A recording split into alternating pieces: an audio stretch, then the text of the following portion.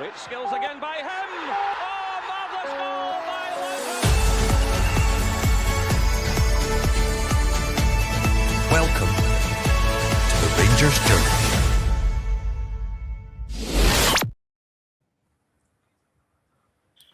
Good evening, everyone. Welcome to another edition from ourselves, the Rangers Journal Scouting Department. This is a kind of long-awaited video. It's been in the pipeline since before the January window opened. This is going to be our January transfer roundup. So we're going to be looking at all our signings from this window. We've got some stats, some graphs, looking from ex-Rangers players, and we'll see where they're trending, where they're standing up to, and what we maybe could expect. I'm joined by the two usuals. Stephen, how are we, mate? Good, mate. I'm good. How are you?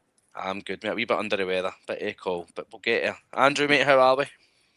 Yeah, not too bad, mate. Thank you. No problem. Guys, we'll just straight in. So first up is Tochi Chukwani we're going to start with. So obviously signed from Strømsgodset. I think probably until Romans played, he was probably the one who's looked the most impressive so far, I think. Would that be unfair? Would you agree with that?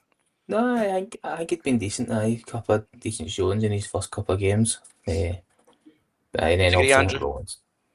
Yeah, I agree. It had only really been him and Skov Olsen, and without prejudging Skov Olsen, he'd been a little underwhelming, whereas Chukwani had been solid, as Stephen said. So yeah, I do agree.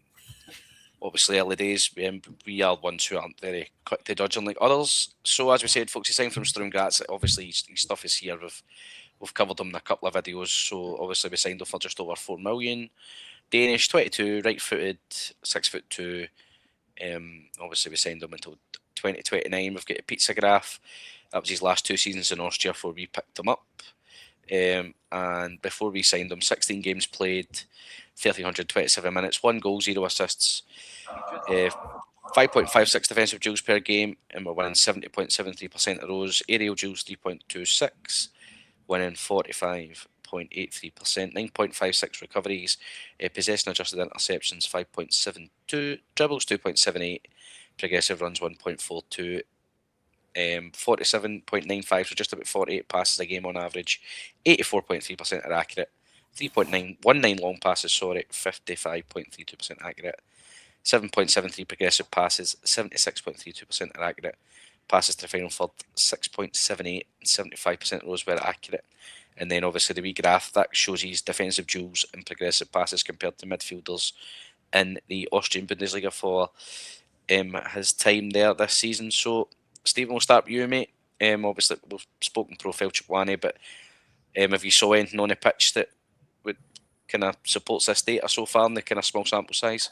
I think obviously it's still early days. It's hard to make a proper judgment on any sort of player really that's came in, although he has looked solid enough. I think we spoke about it in his first game. I think he looks very comfortable on the ball, which and his pass numbers, I felt like when he came on, he made things happen a bit quicker than what maybe he used to. And the ball would come in, and rather than taking 2-3 touches, he would try and get it in, pop it off, and get moving. Something that we've probably not seen so much in the midfield.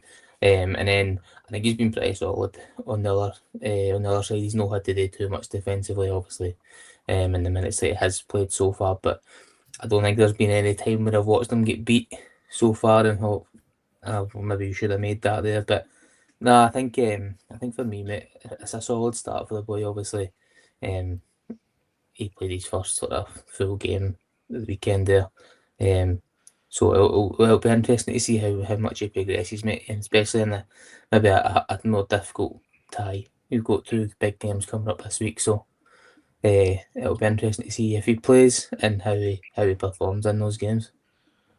That's what I was thinking, mate. 2 big games coming up. Andrew, anything you want to add, mate? Not really. Stephen covered it pretty well. I think what we have seen has represented what we kind of expected. I look forward to seeing him in some tougher fixtures to give him more of a judgment, but it has been positive so far. Solid defensively, progresses the ball quickly, doing the things we kind of expect a bit more from Raskin to do, which he hasn't been doing. Not a big critic of Raskin or anything, but yeah, I want to see more from Raskin that we've seen from Chukwani.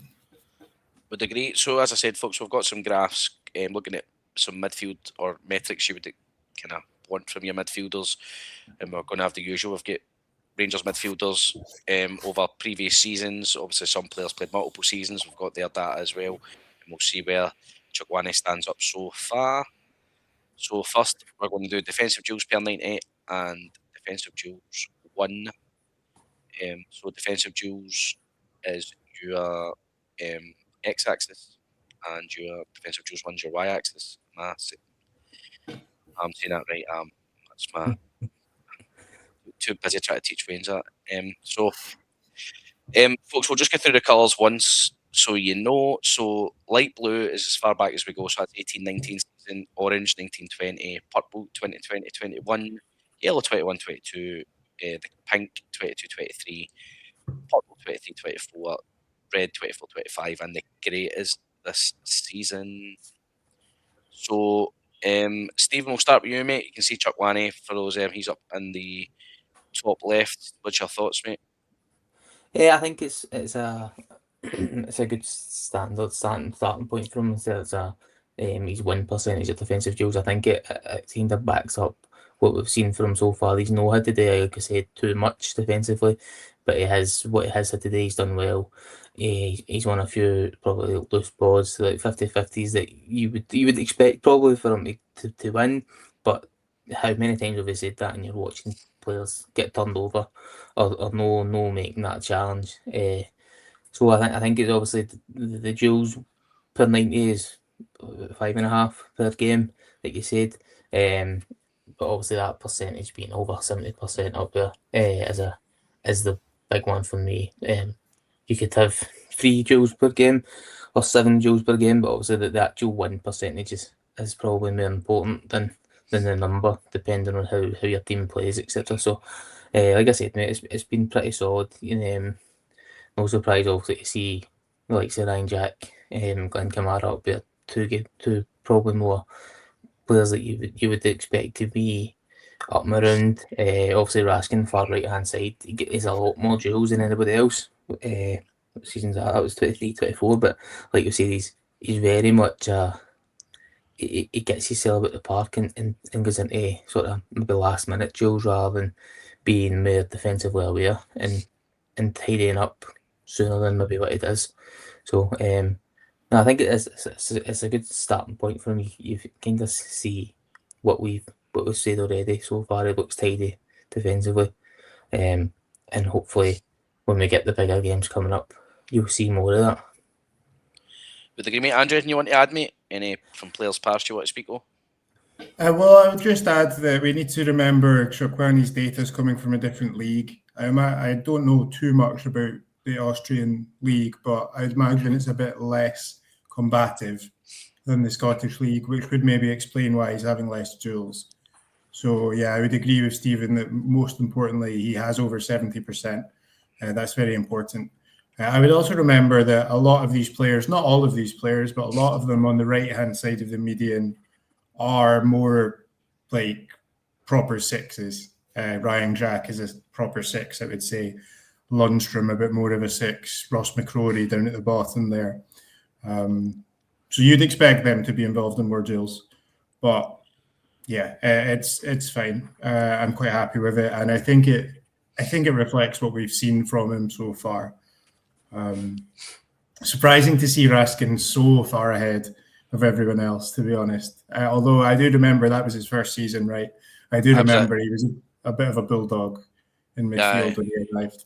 I was trying to think, was that his kind of breakthrough season after a kind of signed, and then he was in and out of team, and then kind of Clement put his arm around him kind of thing, kind of struggled a wee bit. So, but aye, it's 2 very good numbers in 2 seasons in a row for Raskin. Obviously, not as high, 24, 25, but that is kind of what you expect from him. I think we're chasing more on the ball ability from Raskin. So we'll move on, folks. So next graph is looking at progressive runs per 90 minutes and progressive passes per 90 minutes. So this is your more on the ball stuff, runs with the ball and passing the ball. Is it 15 metres? 15 metres of progressive pass? Depends where on the pitch, but yeah, as an average. As I said, so. Colours are the same. Andrew, we'll start with you, mate. Chuck Wanny there on that kind of top left quadrant. Yeah, so I mean, this shows us that he prefers to progress the ball with passing it as opposed to driving with the ball at his feet. It doesn't mean he's necessarily bad at driving forward with the ball at his feet. He just prefers to pass. And I'd also remember with this, Sturm Graz are a good team in Austria, but they're probably a bit less ball dominant than Rangers are in Scotland. I think it's a little bit more of an even league. As I said, I'm not an expert on it by any means. So I would expect him to be a bit lower on both of these numbers just based off that. So again, I think it's something we've seen. Stevie mentioned at the start that we've seen quick progressive passes from him, 1 touch, 2 touch kind of thing. So I'm not surprised by this at all. Yeah, it reflects what we've seen since he came as well, I think. Yep, would agree. Stephen, any additional thoughts, mate?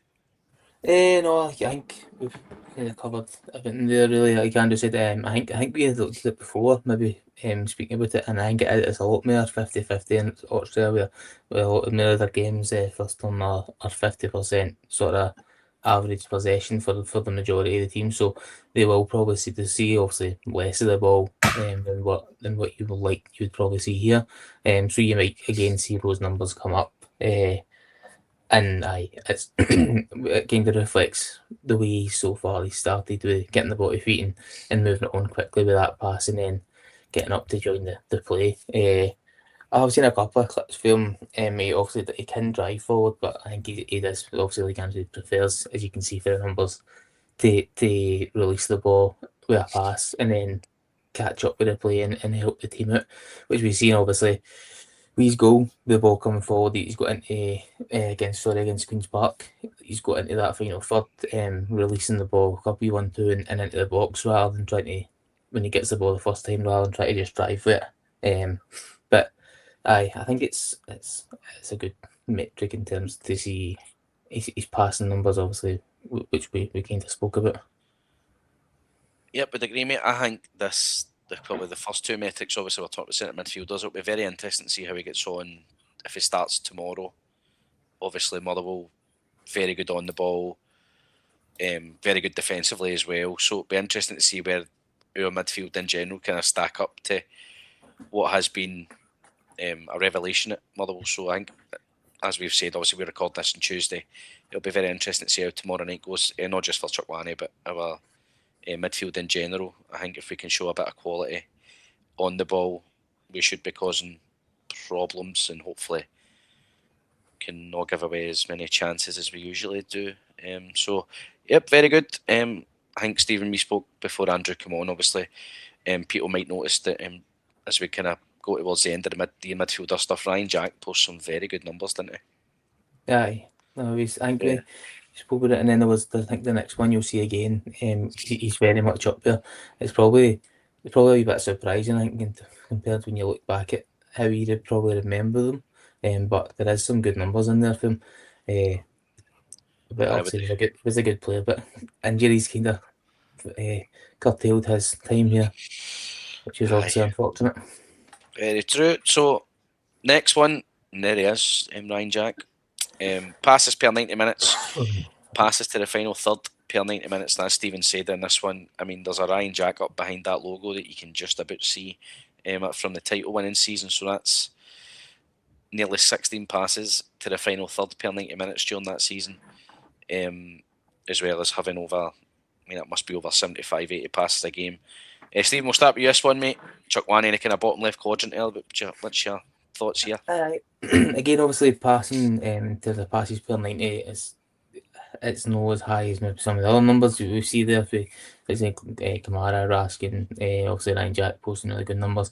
Again, though, like we spoke about in the last slide, you see more of the ball here than what he was at Sturm Graz. So again, you'll expect those numbers to kind of creep up as the season goes on.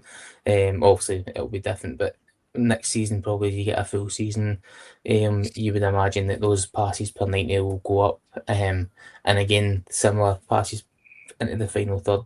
likely to increase as well as we go. He joins a more sort of ball dominant team. There's very few games where like say in Australia's 50-50 in possession. There's very few. Then obviously here rather than except for when you're playing obviously Celtic or if you're playing like the Hearts or maybe even sometimes Hibs, it seems to be a bit more open, but for the majority you'll see more of the ball, so you would expect these passes to go further up the numbers in both of those sections, I think.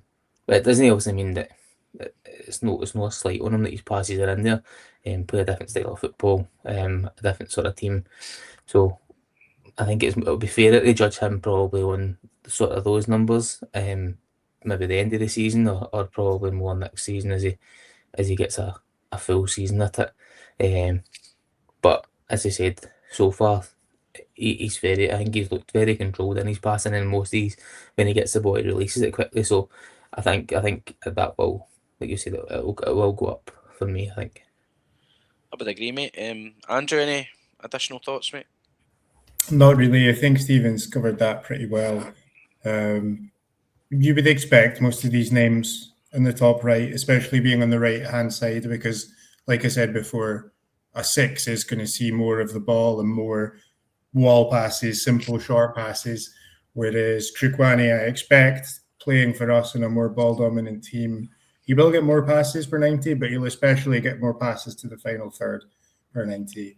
I'm not sure how Sturm Graz really line up in the league as well. They might have like a 10 or a more advanced playmaker playing alongside him who makes more of those passes to the final third. Maybe they progress up the wings more. I'm not sure. There could be all sorts of reasons for it. But it's not something that would put me off. It's better to compare like to like for stuff like this sometimes. This is just good for us to compare to players that we all know. Yeah, I would agree. I think, as you said, the three names that are on the kind of top right, Jack, Lundstrom, Kamara, I don't think the first thing that springs to your mind with the three of them isn't progressive passing. It was just moving the ball. Sometimes it was side to side, it was backwards. So obviously they see more of the ball. We do progress the ball, but a lot of their passes would have been bounce, try to move opposition around. So would agree. Unsure if this is the last one. Yes, it is. So we're on to my friend I wanted to sign in August. Two Romans, left back, 6'1", Belgian national, signed from Westerlo. Obviously, he's made one start, one sub appearance, raved about for those two cameos. So we're hoping we can see some more from him. So league stats this season for Westerlo were 14 games played, 1,253 minutes, 0 goals, 1 assists, and then per 90 minutes we had 39.36 passes, 75.91% of those were accurate, 4.17 long passes per game, 46.55% passes. Of those were accurate. Progressive passes was just a hair under 10, 9.98, 71.22% per 90 minutes. 2.51 crosses per game, 42.86% accuracy. 2.1 or 0.1 progressive runs per game, 1.8 dribbles per game. Defensive duels, 6.75, winning 65.96%.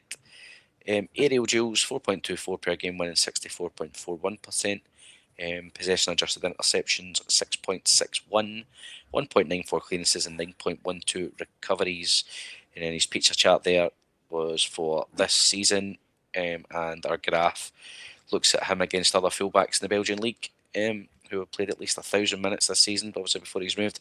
Andrew, we'll start with you, mate. I think we all agree, and there's very limited, even more limited than Chukwani minutes we've seen. Romans has looked very impressive. Yeah, definitely. And I think looking at a lot of the data on the screen, I think Romans is someone who really sums up the transfer policy that we've seen especially since Rule came in. 6'1", very tall for a left back, winning a lot of aerial duels for a left back. We don't really associate them with aerial duels so much, whereas he's winning over 60% of them. So this is very, very Danny Rule when we think about it. He's looking at these tall players, likes to set pieces, likes to be aerially dominant. Also, I think when we look at his pizza chart, it does to some extent reflect what we've seen so far. Progressive runs, we've seen these underlapping runs, overlapping runs, driving with the ball, and key passes much higher than his crosses per 90. I think he has very accurate crossing. I mean, we can see that too, 95th percentile, very accurate crosser. But I think he will unpick defences more with passes than crosses, actually. I think when we've seen him so far, it's been the low crosses and the crosses that have stood out. But I do expect it to be sort of, as I said, unpicking defences with these passes as things continue. Would agree, Stephen? Anything you want to add, mate? No, I think Ange covered it pretty well there. Like I said, 6'1" and very good aerial duels. Is one that sort of stood out for me when he came in.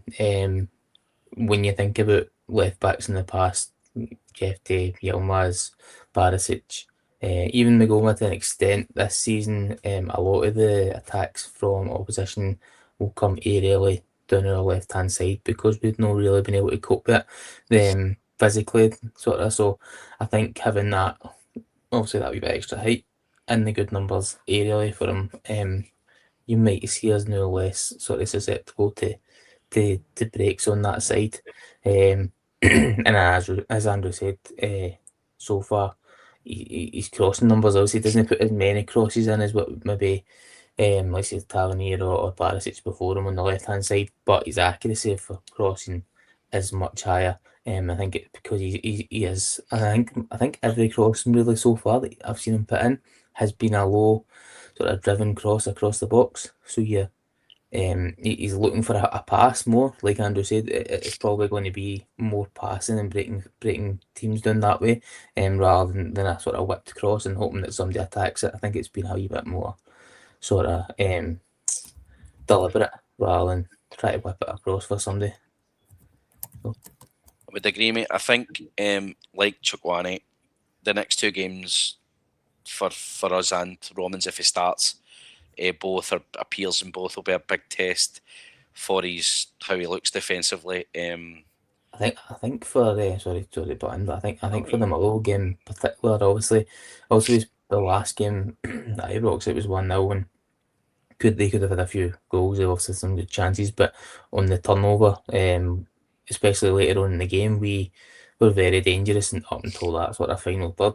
I think that if we can get that right more earlier in the game, you might see him bombing up and down that left hand side and breaking the lines maybe a wee bit more when we went tomorrow night. So, but obviously, I know it's easy to say that. Depends on how the game goes. But if we can sort of open them up a wee bit earlier, you might see a wee bit more going forward for him on that side if he's playing.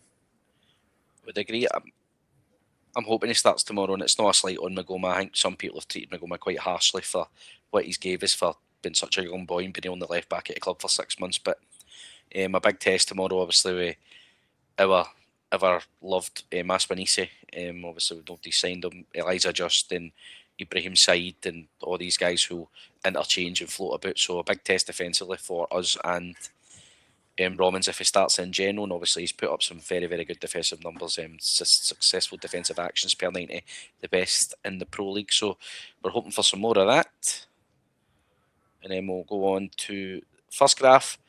Defensive duels per 90 and defensive duels 1 percentage. Colours, I think, are the same. So from 18-19 onwards, blue, orange, or dark blue, orange, light blue for 2021, red 21-22, purple 22-23, brown, the brownie colour 23-24, pink 24-25, and again grey this season. Then we've got our averages cutting the graph into 4. So Andrew, we'll start with you, mate. Romans up in the top right quadrant, mate. What are you liking? Well, it's quite a simple graph to understand, isn't it? He's getting in a lot of duels and he's winning the vast majority of them. It's exactly what you need from a fullback.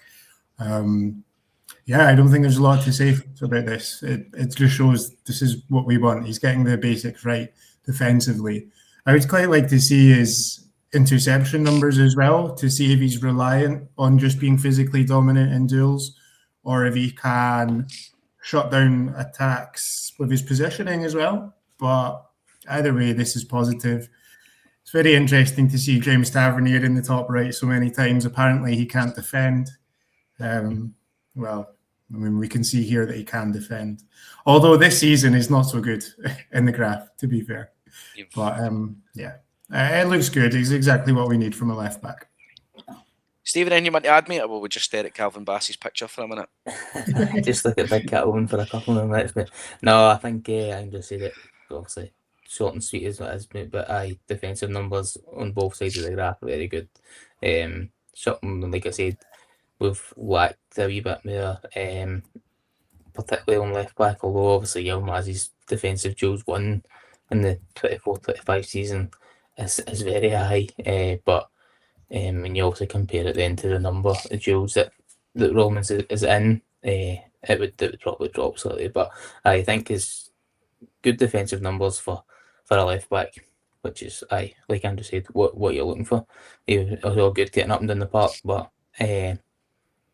like I said previously, we've been a wee bit susceptible on that left hand side to breaks down there. A lot of the ball going over the top of the left back and in behind. So it'll be interesting to see mate going forward if we can keep up those numbers here. Yep, would agree. Sorry, people are going to watch me pure scanning here. Used to obviously Edinburgh Derby's on as we're filming this, and you are watching. Did you see that last head dancing there? What in the Dear air? God!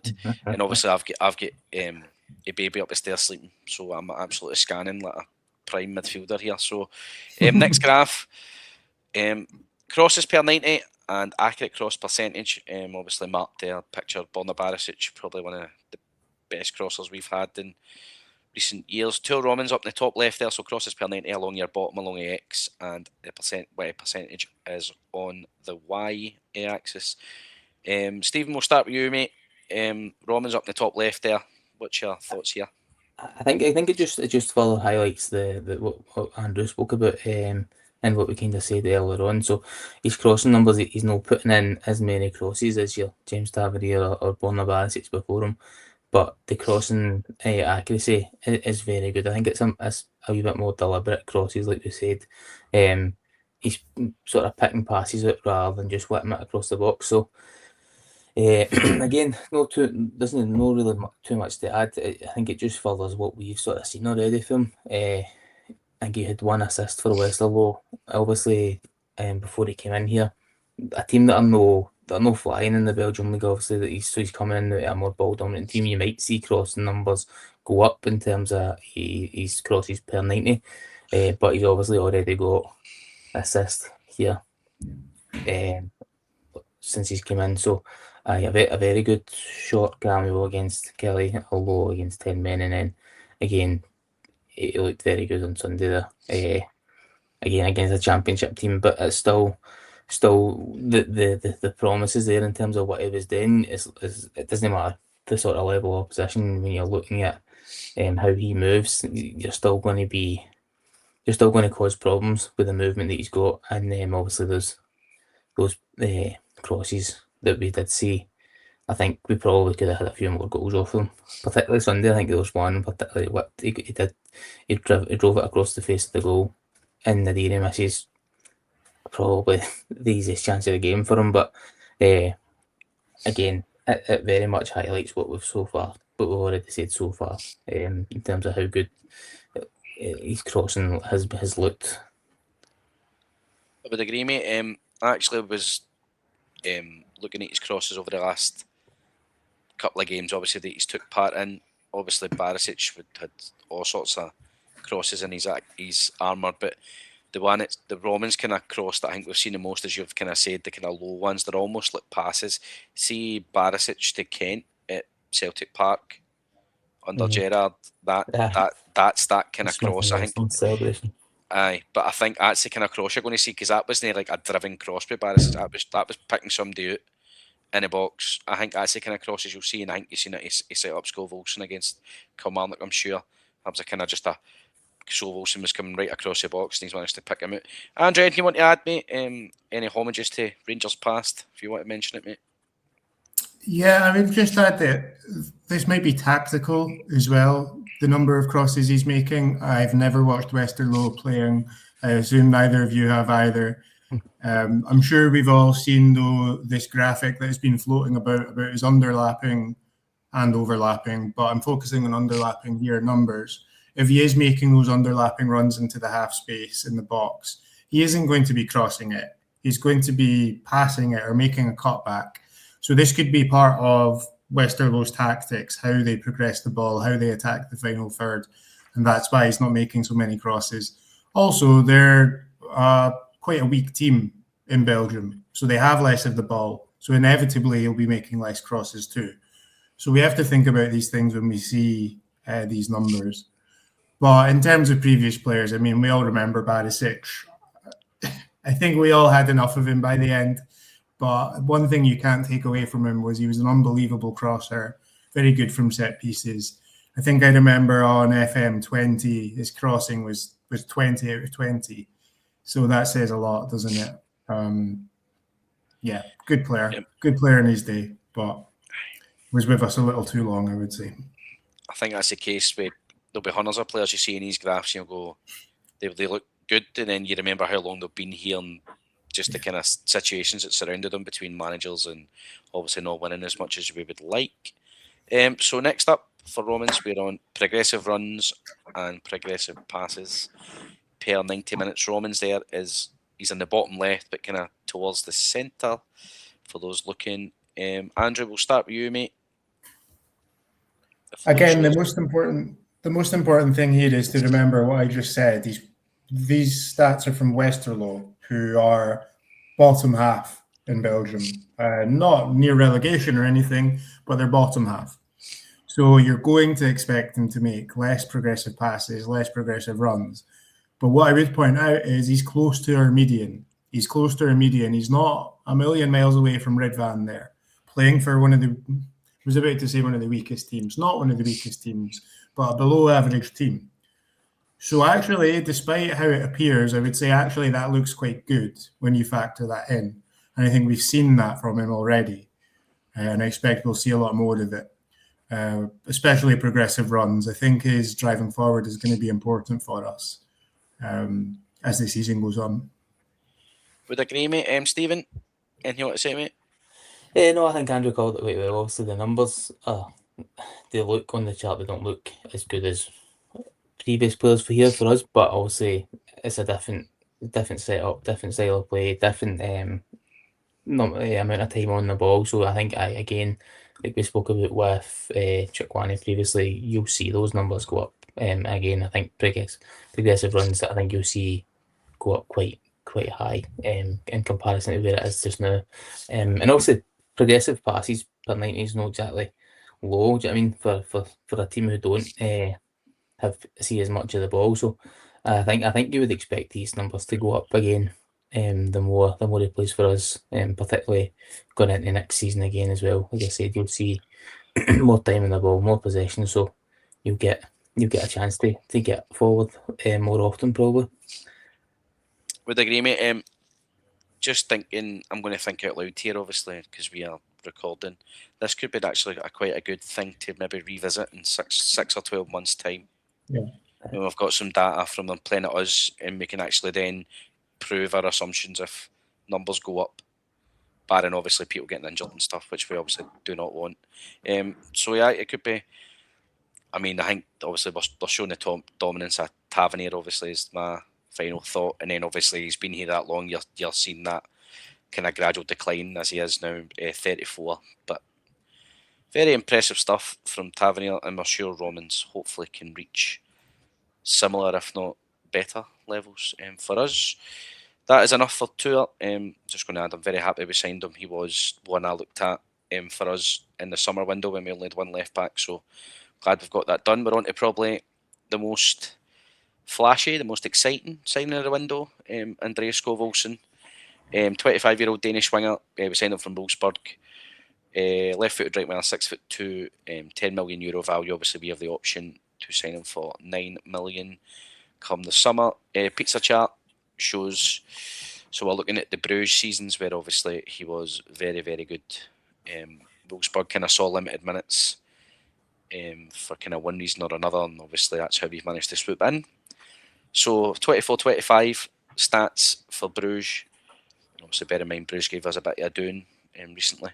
19 games played, 1,212 minutes, 8 goals, 4 assists, 8 goals from an XG of 4, and expected assist 2, so outperforming both of those. Goal conversion 20%, touches in the opposition box 3.8. We averaged 3 shots per game, 5.2 dribbles per game, 5.8 progressive runs per game, 8.2 offensive duels per game. We win 1 foul per game, 41.7 passes, 82.4% are accurate, 3.2 crosses per game, 37.2% are accurate, 4.2 passes to the penalty box, 60.7% are accurate, 3.9 recoveries, and 1.4 interceptions. And then on the graph, I've got successful attacking actions and successful dribbles from the season 24-25 from other wingers in the Pro League, and areas are way up the top in red. Stephen, Scott Wilson, mate, obviously I think we do agree, the one that we really want to work, the one that you're hoping takes us to the next level offensively. I know, definitely. I think it's been a wee bit of a slow start from, as we alluded to earlier in the sort of the video, but it's obviously early days, and obviously he's just back sort of the last couple of weeks before he came here for injury, so it'll take a wee bit of time to get up to speed. Hopefully no too much time, but it's too early. I've seen people writing him off already, which is wild. Like, it's crazy. He's not even played 3 games for us, and people are already writing the boy off. So, I hope he shows what he can do sooner rather than later. If for no other reason, is to stop people with these absolutely ridiculous shouts. Obviously, you see his attack numbers all over the sort of. He puts a chart on the left hand side there. Goals, non-penalty goals per 90, XG per 90 shots, assists even in the last season before he went. And then when you look at progressive runs and successful dribbles, the guy's he's very good. We know he's good. And again, like you said, when he did come in, he was probably the most exciting name that we've brought in. Although obviously Romans and Chukwani, people were excited to see, but this is by far the biggest name we've brought in. So he's going to be the one probably that people look at most. And think, oh, he's done well, or he's sort of failed, depending on how his season goes. But I don't think there's a question about ability. It's just needing to get up to speed, I think, for me. And I think there's been a few flashes where you've seen it. Obviously, got his goal against Kilmarnock. Again, good finish, because he's had the ball's been driven to him and he's had to dig it out his feet, and he's got it in the top corner. So very good finish. I heard a shout when I was at one of the games last week. Maybe it was the Kelly game, and the guy was urging up me across the ball into the box. And I think we just hit crosses for the sake of hitting crosses. But I remember his first game against Dundee, his first action was to cut in on his left foot, and he's crossed the ball in, and it's been bundled in. It's been an own goal, but it was disallowed. But I'd like to maybe see a wee bit more firm than that. Because we've obviously now got that wee bit more physicality up top with Nadiri. If he can get his crossing as pinpoint as that, I think that's probably his very first cross for us. He'll create chances. And hopefully now we've got the striker in the box who will finish them there. Would agree, mate. Andrew, anything you want to add, mate? Not a lot. I think Stephen summed it up well. Some of our fans are ridiculous the way they've been writing him off. I'm glad he got that goal to quell them a little bit. I think he's been fine. He's been quiet, but it's not like he's been bad. So give him some time to get some minutes in his legs. He's barely played this season, I believe. I think he had a good game against Kilmarnock. So yeah, I'm happy with this signing. He's the most exciting signing. It wasn't the one I was personally happiest about, but it was the most kind of we're back signing, if you know what I mean. So I was happy with it. And look at those pizzas. Like, he was clearly one of the best players in Belgium for 2 seasons in a row. We've talked about how the Belgian league is better than our league before on these videos. So I'm very optimistic that he's going to make a big difference for us over the course of this season. Yeah, would agree, mate. I think actually before you joined and started doing stuff, Stephen, I'm also unsure about you. We have spoke on here about we spoke about Bruges and how us and Celtic need to be aspiring to be a Bruges. Obviously, getting into the Champions League, obviously they gave us an absolute doing. They are probably a level above what us and Celtic are. They're probably the biggest team in their country. They buy and sell very well. Obviously, us and Celtic have started spending kind of bigger money on players. Celtic have sold more players than us for big money. It's obviously just trying to keep knocking that down the road and getting into the Champions League where possible, and obviously putting on a good show while you're in there. So I think this is a signing that kind of should hopefully get you on that way. If he can replicate what he does done for Bruges, for us, he'll not be here very long. We might be get 2 seasons max out of him again, and then somebody else will be wanting him. So we'll get you the graphs up. First up, dribbles per 90 minutes and successful dribble percentage. And there's your Smith and Weston there, Stephen. Scott Wilson is in obviously. I mean, he should be grey, but obviously he's in pink here. No, so I'm that's just going. the greys this season, obviously. So the pink. Oh, for Bruges, season sorry. Bruges. Sorry. Apologies. See, it hasn't kicked a ball since November.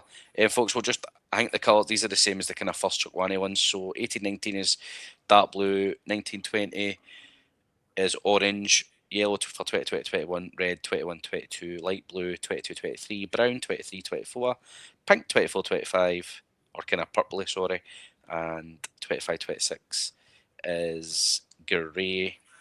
And as obviously this is his Bruges season, so as Stephen said, he is in pink for his time there. Andrew, we'll start with you, mate. What's your thoughts here for Skov? So this is a really good graph for Skov Olsen. Typically, when we look at these scatter plots, we prefer the players to be in the top right. Usually that's the indicator they're the best performing. Sometimes, though, it's a bit more role-based. It shows what kind of role they are. But this one, actually, I think it shows efficiency, right? So we see 75% of his dribbles are successful. And he isn't having so many dribbles per 90, but I don't see that as a bad thing. I see that as a good thing. Everyone in Rangers Journal knows I'm not a big fan of Gassama. One of the reasons I'm not a big fan of Gassama is I think he takes players on just for the sake of it. He goes for dribbles and does nothing with them. Some players dribble the ball too much. I think maybe some people would make the same criticism of Ryan Kent. We see him on the far right side. So actually, I see this as very positive for Scott Olsen. He's kind of balanced in the middle. It's not like he isn't making enough dribbles. He is making enough dribbles, but he's not overdoing it. And he's very successful in the dribbles that he's making. So it shows he's a selective and effective dribbler. Now, I'd quite like to compare this to his progressive run numbers to see if those dribbles are progressing the ball up the pitch and he's not just beating a man for the sake of it. But yeah, as I said, I see this as a good thing, that he's not too far to the right. He's not dribbling the ball too much. He's got a good balance based on this. I like to see that. 75% is a ridiculous number for successful dribbles. Again, he's playing for the best team or maybe top 2 teams in Belgium, so you'd expect him to be high. But still, it's excellent. Head and shoulders above any of our players. Only Hadri comes close. So, yeah, really excited to see him hopefully recapture this kind of ability or form with Rangers. Absolutely spot on, mate. Stephen?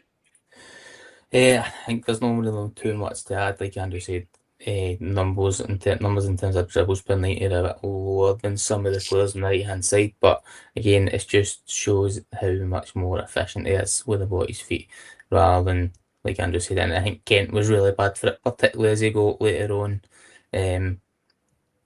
We can obviously see the 21-22 season out down in that right hand corner, the amount of times that you would see him go by a boy, he would cut back inside and then go by him again. There's two. I think you see that quite often, and it leads to nothing because they end up either getting crowded out or they've done too much and they can't get the ball away. So I think it's very good to see how efficient he is when he gets the ball. He might not be going by people for fun, but in terms of his successful dribbles, he's much more efficient than just try to run with the ball and take a man on for the sake of it. I would agree, mate. I think the one thing I'll say, and it obviously could affect Scov, Ryan Kent obviously was doubled up on, and we didn't really have a right winger at that point. So, although he was, what we are saying about Ryan Kent is fair, but I think it might help Scov that we've got maybe Gassam on the right or Ant-Man, because if you double up in two wingers, then I mean that's your space in the midfield, or your space for Nadiris, or if you're going to have maybe Chermiti in a kind of support striker 10 kind of role, you're going to need somebody on him, so it just frees up space. I think obviously that was one issue with Kent. He did overplay, but he was so strong. Our left side was so dominant wise in terms of winger, obviously with Tavernier, but so strong. It was double up on him, and whoever was playing right wing, Arfields, Aribos, whoever, they can have it, because they're not going to be able to go by you with pace and put the ball in the box. But I agree, numbers for Scov here, very good. I was actually interested to see Haji's numbers for 21-22, very good as well. I think you can. I think you touched on it there, mate. When you look at the 22-23 season, there's one winger on that list. There's not even a right winger on there. Like, obviously, so it shows how badly they're reliant we were on that left hand side. And then there's very few. Even I think in general, when you look at it, I know you're going to have more midfielders, you play more numbers in there, but even when you look at the graph as a whole, it's not as if there's a varied name list of names there. There's only a handful of names there. So I think it is. It's a position, particularly on the right, that we've been poor in, and we've been weak in terms of squad depth. So, like you said, hopefully having one either side this season who can both perform at different levels, hopefully will help the numbers for us. Yep, would agree. That would be my only take. We'll move on. So, second assists for our X-axis this time, folks, against key passes per 90.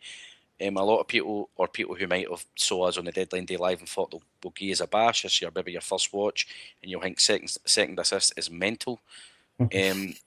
Just to say, obviously, very simply put, a second assist could be somebody plays somebody through and goal, and they square it to somebody else. So they're not getting the assist, they're not scoring the goal, but they have played the key pass to cut a defence open.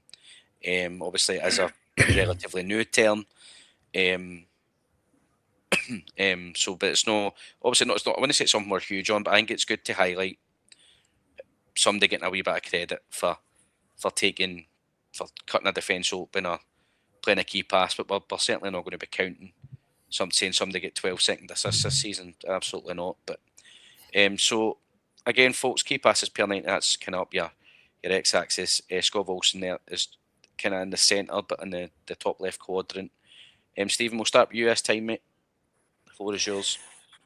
I like you said, mate. Obviously, it's second assist per 90 is obviously no a metric that a lot of people will be familiar with. It's probably one that people, like you say, they'll look at and go, "Oh, load of rubbish. Like why including that?" But again, mate, it could be anything for breaking that line and having two players run through on the goal line. You have to sort of square it for the goal, or you put in a cross and it gets nodded back down for a striker. So their pass is the key pass in that move. So obviously a decent. He's towards sort of the middle ground there. I think a big one. You look at Cherny, how good he was for us that same season. Obviously started a bit slower, but has picked up really well. So also his numbers were huge. But then you look at second assists, playing that sort of pass through where it doesn't lead to the goal, but the next pass is the assist sort of thing. It's obviously it's a good metric to look at, and he's quite high up there in terms of next to Cherny, and then his key passes per 90. Obviously again above the average for us. Getting the ball into the box and that ball leads to getting a shot away. So it's true that people maybe sort of screw their eyes up a wee bit and go, "Oh, does it really matter?" But I think it shows how effective he can be in and around the box. It shows how what's the word I'm looking for? He can not cut teams open, but his passing obviously is leading to some good chances for the team. Whether he's getting the final pass for the goal, I know it shows the level of sort of efficiency and getting the ball forward and creating chances for the team. Spot on, mate. I'm sorry if you stared at my face here, but Martin Boyle's just missed a sitter for Hibs, man. I've Dear just me. seen it, mate. I would agree, mate. I think you raised a good point here before I bring Andrew in to what we said earlier about people being on Scott's back already. Obviously, the big fee kind of thing, but for us, Chelsea started very slowly, and it would have been obviously not as much, but 6-7 million we were probably going to need to pay for Chelsea if we wanted them back. So, I think obviously he's not going to get as long as Chelsea. Scott Wilson's only going to get 6 months to kind of show what he can do. I think we'll kind of take him regardless. I think Danny Rowe will be looking at his quality and going, even if he doesn't show it or doesn't get up to speed or maybe takes another injury, I think he'll think a full pre-season. He's one of the guys. Andrew, anything you want to add, mate? Not a lot to add to this. I think it's quite clear. It shows that he is making a lot of key passes, 0.8 around per 90. That's a pass leading to a shot. So that's important for a winger. Yeah, not a lot to add on this. It shows he is he is creative. He is very useful in creating opportunities for his teammates. And his second assist number, not far off the median either. So he is getting pre-assists as well. So, yeah, hope to see more of the same. Yeah, would agree. I was actually just thinking, could I think of a good second assist that we've had in my head? And the only one that springs to mind is the first time we played PSV. Stephen Davis plays it into Tavernier, cross, Cholak, goal. Yeah, the Boffy Davis cuts him wide open. Boffy Davis cuts him open. Obviously, Tav still has to pick Cholak out. Cholak still has to finish it. But that's what I think when I think a second assist. There probably has better examples, but in my head right away, I'm going, aye, that's it. And as I said, folks, we're not going to turn around at the end of the season and say somebody get 15 second assists. But in terms of looking at what passes people are playing, it's just a good gauge. And obviously, Scott looking very good there. Next up for, I think this is the final one for Scott. We're going to look at touches in the box per 90 minutes, non-penalty goals and assists per 90 minutes. So how efficient basically they are with their touches in the box. Are they scoring goals? Are they directly assisting somebody? And again, this bodes very well for Scott Wilson. He's top left, but he is up there on his own. Andrew, we'll start with you, mate.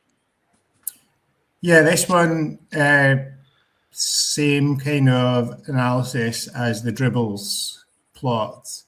He isn't taking too many touches, but he is by far the most effective player on this graph in terms of non-penalty goals and assists. This is an excellent thing. I wouldn't want him to be too far to the right. There are benefits to getting lots of touches in the box. Obviously, you'd expect with more touches in the box, you are going to get more goals and assists, but that isn't necessarily true. And Scott Wilson is showing that here.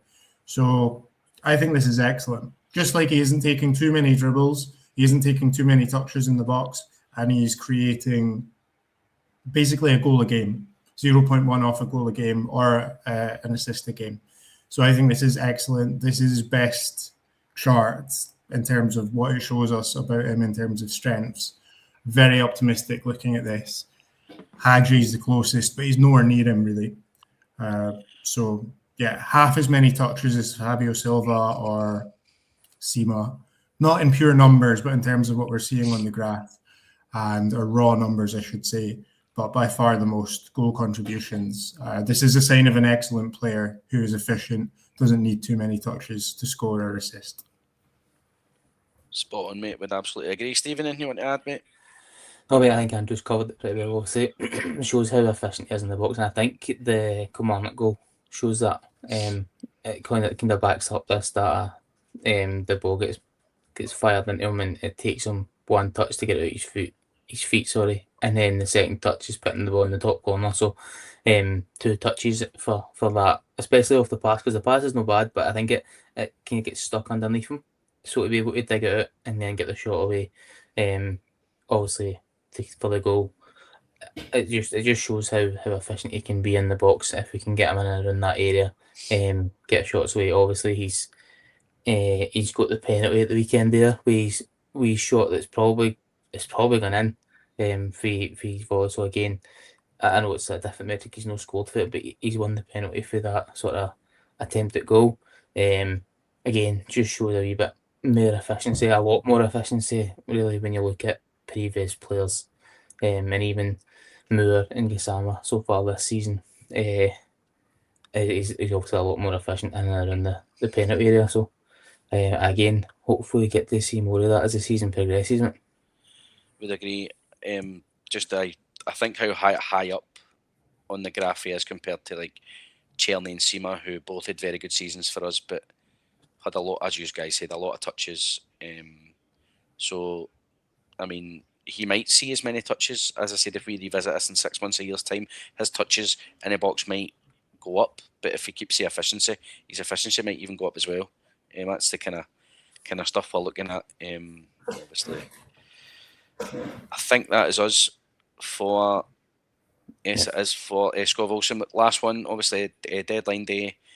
Ryan Nadiri from Hansa Rostock, €5 million, 22, 6'4". Obviously, we've saw a bit of what he's all about already in the couple of appearances.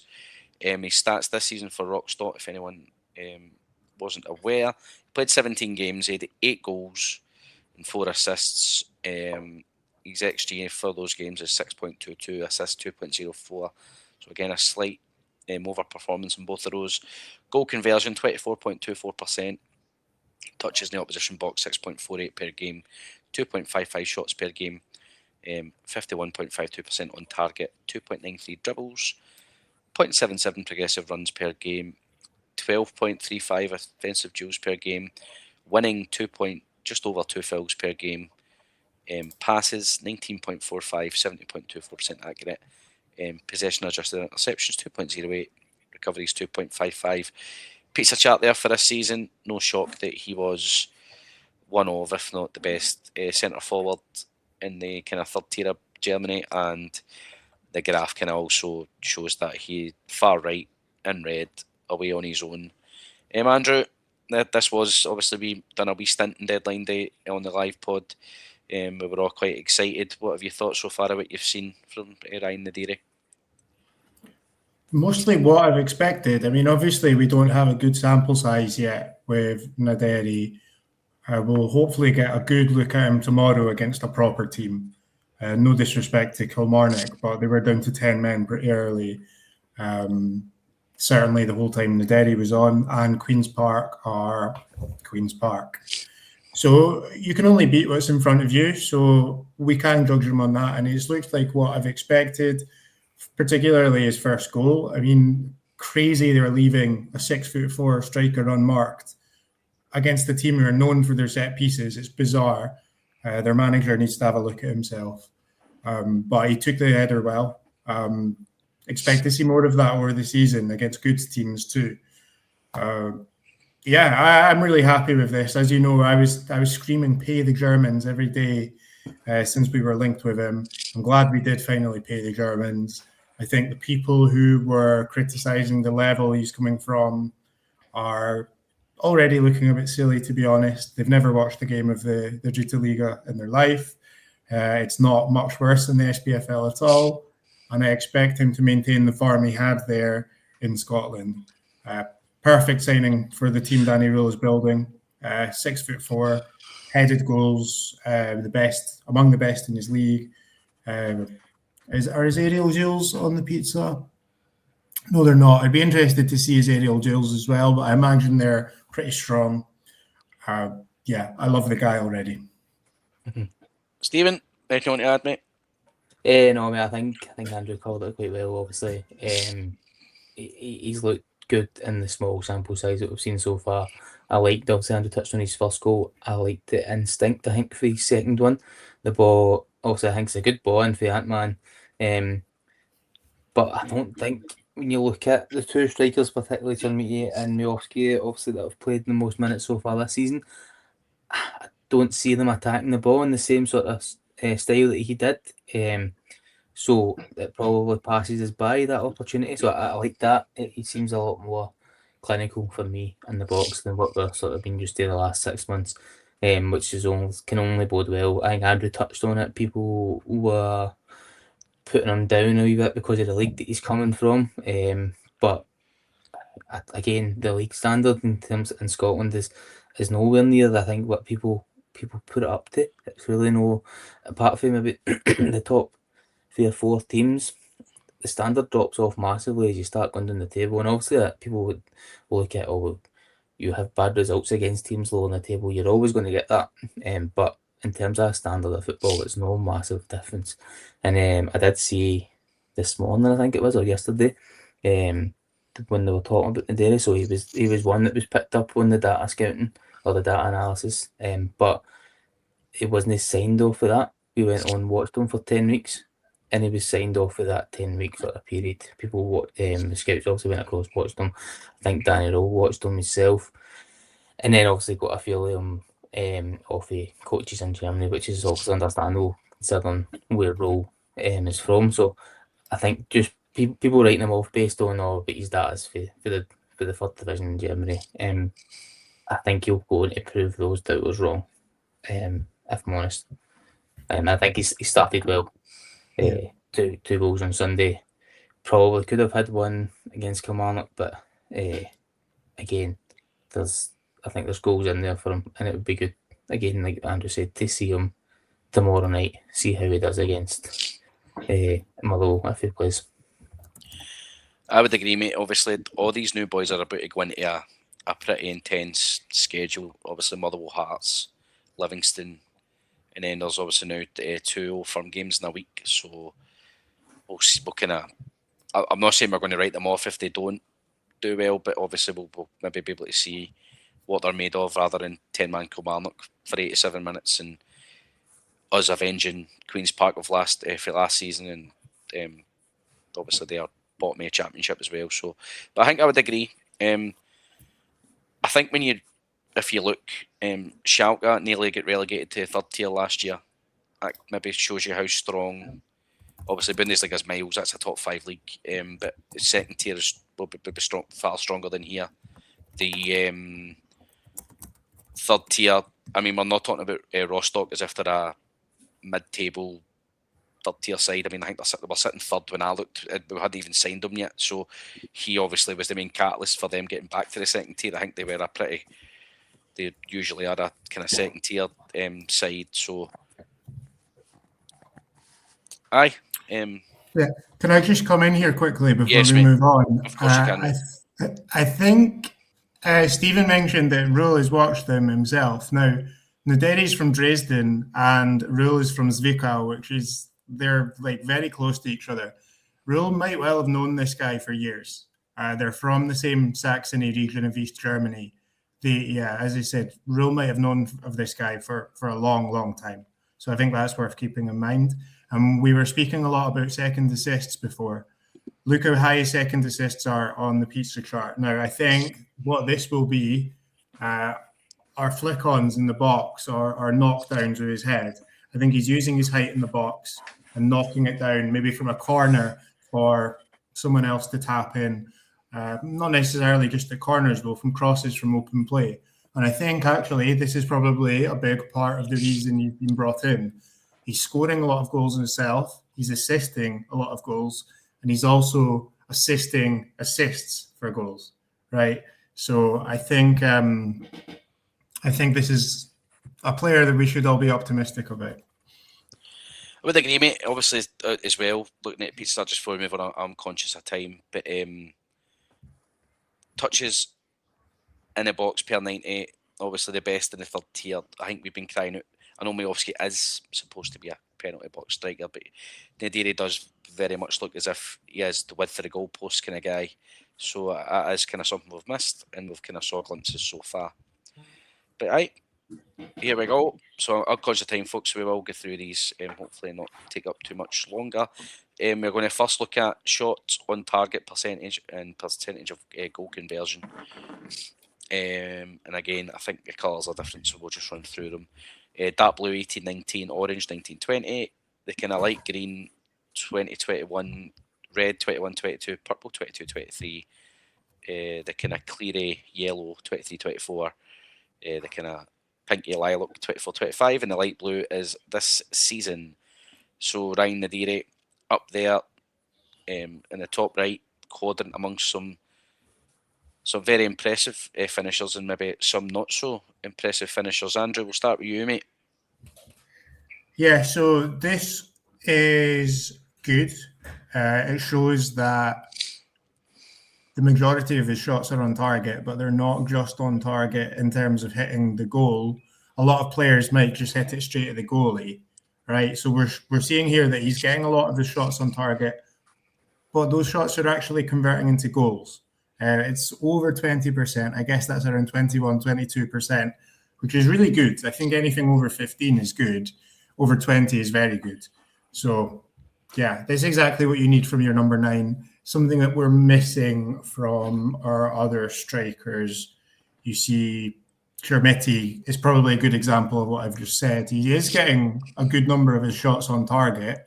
And to be honest, his conversion's not bad. But compared to Naderi, his shots are a lot easier to save for goalkeepers. I mean, maybe you could argue he's facing better goalkeepers. I suppose that's a possibility. But I think what's more likely is he's hitting it straight at them, and it's easier for them to save. Miovski, on the other hand, he's got a good conversion rate. But, I mean, this isn't really represented on the chart, but I think we've all seen he's a bit scared to shoot. I don't think we're going to see that from Naderi. So, again, another positive representation of data here for Naderi. Would agree. Stephen, anything you want to add, mate?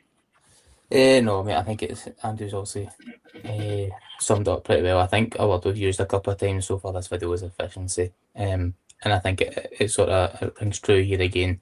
Shots on target percentage is very high, but his goal conversion for those shots on target is obviously at a good number. So again, efficiency is something highlighted, and again, I think for strikers it's something that we've lacked, particularly this season. So no, it's a good sign, mate, and it's something that hopefully we see more of again going forward. You can tell I'm solo dynamite, man. Young boy, yeah. Jesus, right? I would agree, mate. Good numbers. The only thing I'm just going to go, I'm going to pay homage to Earl Cyril. Mr. 20 chances to score one. I mean, it obviously it was slightly better than that. There probably was just some games that folk remember more than others. Because, I mean, as Andrew said, obviously Miovski's in there. When you think of finishers, we've had Cholak, finisher, Roof, finisher, Defoe, finisher. And then obviously Dessler's in there. I think he obviously was a finisher, was just very, very, very hot or very, very cold on his day. And then obviously if you think of more fondly thought of Morelos, kind of run about the middle all the time, needing a lot of touches, a lot of chances, would miss sitters. So, yep, looks good for Nadiri. Backs up kind of a wee bit of what we've seen so far. Here we go. So this is one that was added or edited just before we come on. Expected goals per 90 minutes, non-penalty goals per 90 minutes. And the light blue, we've not seen this tonight, so that's the trend line. So that's, you kind of... Oh, Hearts have just scored. Gutted. So you want to be above the trend line. So Nadiri he's kind of right in the median, right in the middle, but in that top left quadrant for this season. Stephen, we'll start with you, mate. What's your thoughts here for Nadiri? I think he's pretty bang in the middle. So you the goals you'd expect him to score, he does score. I think that was probably one that was sort of labelled at Dessers a lot. Was he was scoring goals that you weren't expecting him to score, but when he was getting chances and you were expecting the ball to hit the net, you weren't really seeing it as much. I was a big fan. I was a big fan of Dessers. I think he got a lot more stick than what he needed, what he should have done. But then on the flip side, you look at the sort of numbers for Nadiri, it's a lot more balanced. He's hitting. He's got just over 0.5 expected goals, and just under 0.6 non-penalty goals per 90. So, obviously, it's probably a lot more balanced there. So you'll see maybe less chances getting missed than you would expect him to score, sort of thing. I think you'll see that a wee bit more again efficiency for the boy going forward. So hopefully, hopefully you get to see that efficiency as the season goes on, mate. Would agree, mate. Andrew, anything you want to add? Any homages you want to pay to Rangers past? Well, it's not surprising to see Defoe and also Cholak so far above the trend line. They were extremely clinical finishers. That's what I remember them for. And it's good to see Naderi above it. I don't worry too much about how far to the right or how high up he is on this list. I think a 0.6 non-penalty goals per 90 is good. What's most important is he's not missing sitters based on this. I mean, obviously, he probably has occasionally in his career, but yeah, he's scoring more than expected, and that's the point of the trend line here. And I think that's very important to see.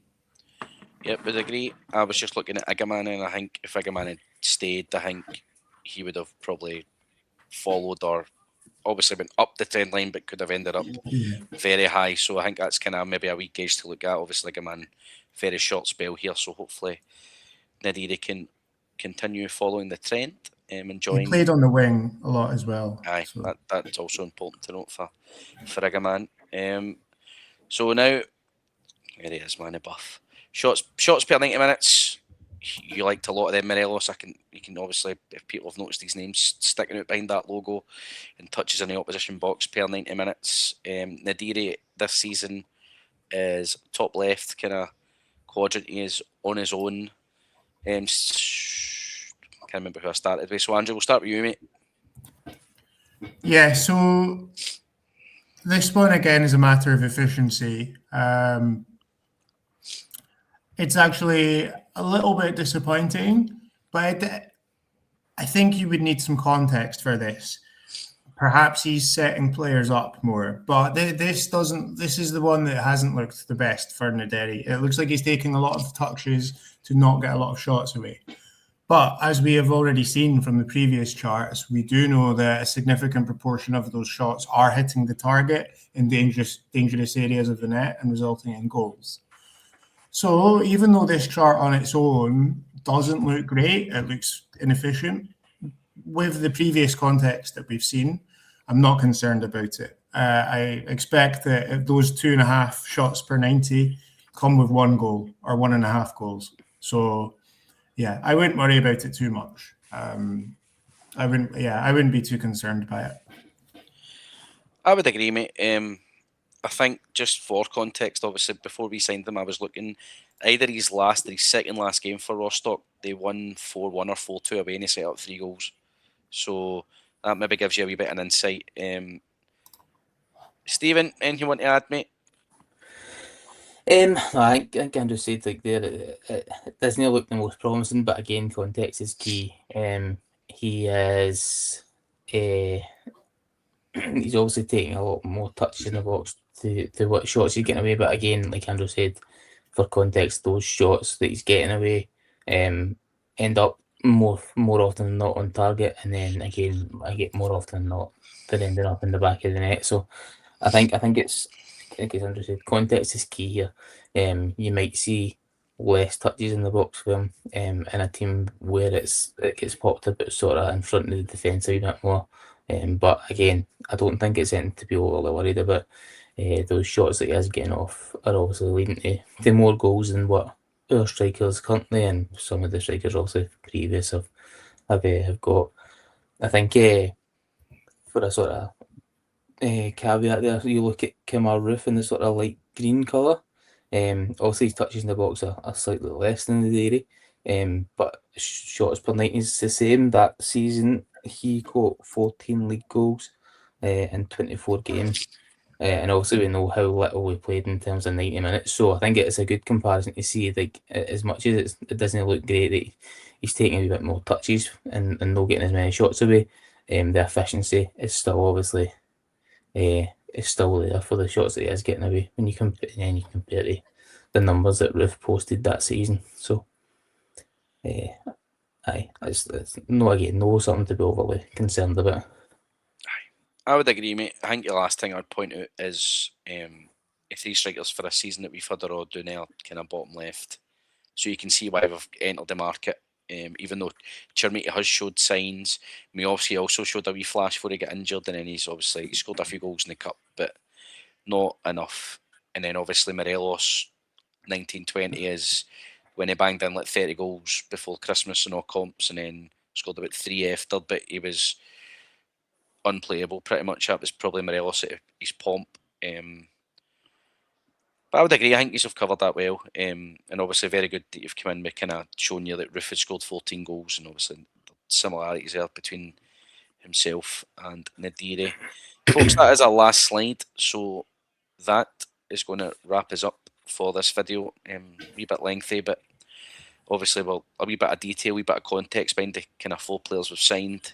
Big games coming up for them and the squad. As we've recorded, Hearts have just beat Hibs to take 3 points, so the hunt is on again for us.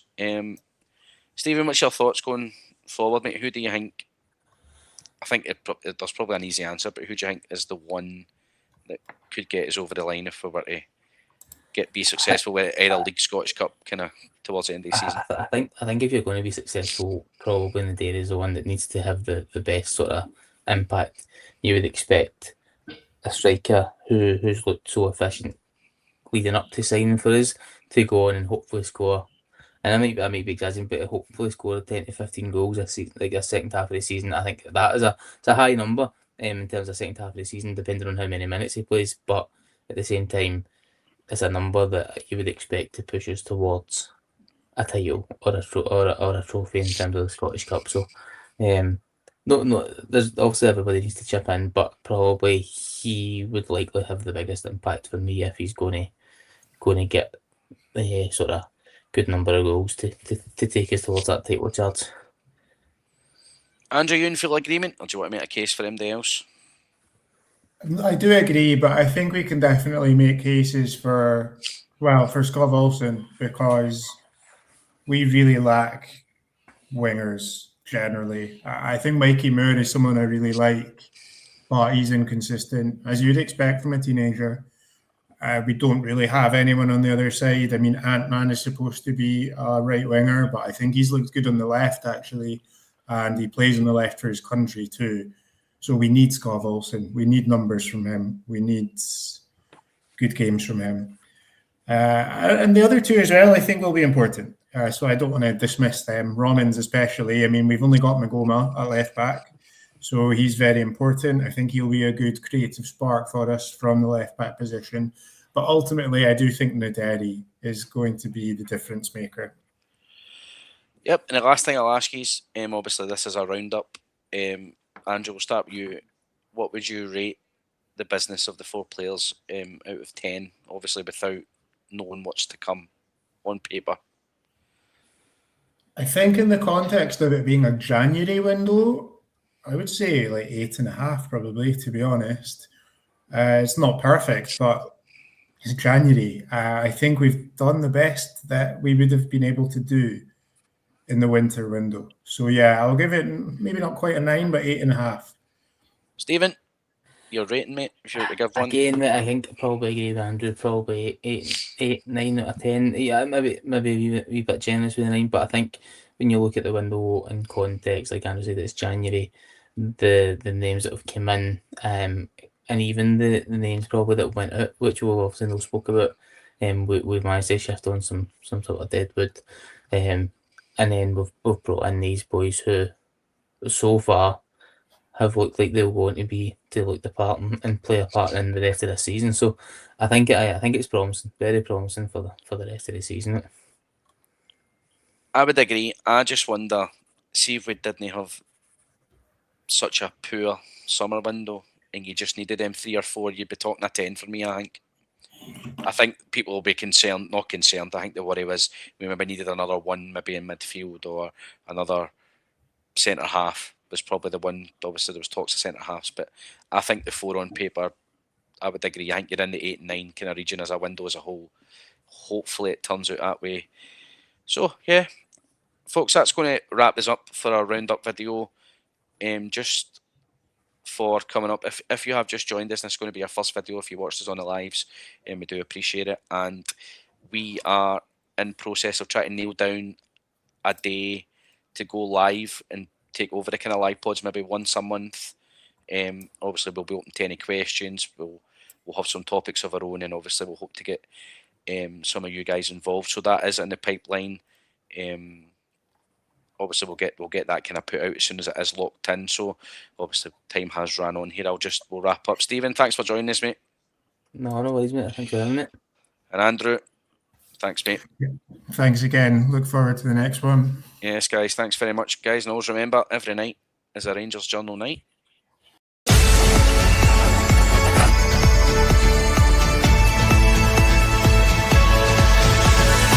Every night is the Rangers Journal night.